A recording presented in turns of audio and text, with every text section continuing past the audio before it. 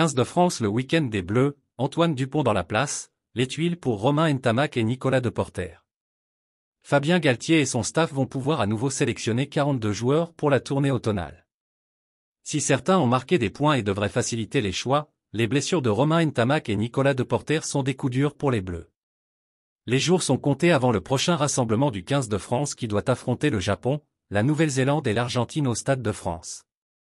Si Fabien Galtier et son staff scrutent la moindre performance de leur poulain, les derniers matchs avant l'annonce d'une liste ont sans doute au moins un peu plus de valeur aux yeux du sélectionneur. Toulousains et Girondins à l'honneur. Certains ont déjà une place bien au chaud réservée à Marcoussis et leur lit est sans doute même déjà abordé. Parmi eux, celui qui devrait reprendre son rôle de capitaine, Antoine Dupont. Si quelques doutes, certes épars, avaient été prononcés quant à sa capacité à revenir à son niveau en quelques semaines, le demi de mêlée les a balayés d'un triplé. Sobrement. Son pote Anthony Gelon qui pour l'instant peine à retrouver le sien, a rassuré face à Clermont sur sa capacité à distribuer quelques timbres. En attaque, il lui faudra sans doute encore quelques ballons pour complètement se rassurer. En revanche, le deuxième ligne Joshua Brennan, excellent depuis le début de saison, a encore une fois brillé face aux Auvergnats et pourrait taper dans l'œil du staff à un poste qui a parfois manqué de densité. Mais tout n'est pourtant pas rose à Toulouse, la blessure de Romain Ntamak, moins grave que ce que tout le monde a craint en le voyant quitter la pelouse d'Ernest Wallon, le privera au moins du match face au Japon.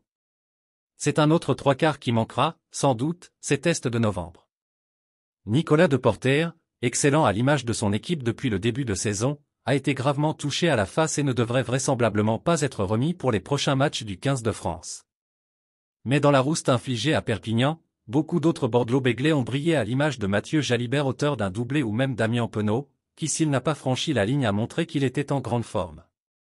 Derrière, Romain Bureau encore très bon, pourrait enfin être récompensé. Combat de coq à la mêlée. Eux pourraient bien faire quelques nœuds au cerveau de Fabien Galtier. Théo Atisogbe et Emilien Gaëton ont encore une fois brillé avec Pau et candidate légitime à une place dans le groupe des 42. Toujours chez les arrières, dans une rencontre fermée, Nolan Le Garec a encore porté les siens par sa précision face au perche 6 sur 7 mais aussi dans le jeu où il fut le seul à tenter de mettre du rythme. Il a surtout remporté le match qui l'opposait à Baptiste Serin pour une place en équipe de France. Le capitaine de l'équipe de France lors de la tournée en Argentine a semblé, comme bon nombre de ses coéquipiers à l'image de Charles Olivon ou Gabin Villière, émoussé par le début de saison. Le demi de mêlée francilien n'est pas le seul à avoir marqué des points à son poste. Dans la démonstration lyonnaise face au Stade français, Baptiste Couillou a encore une fois brillé avec 2 nouveaux essais, portant son total à 5 depuis le début de saison.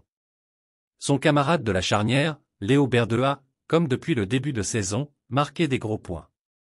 En face, Léo Barré a complètement coulé, comme son partenaire de la 3e ligne Sékou Makalou.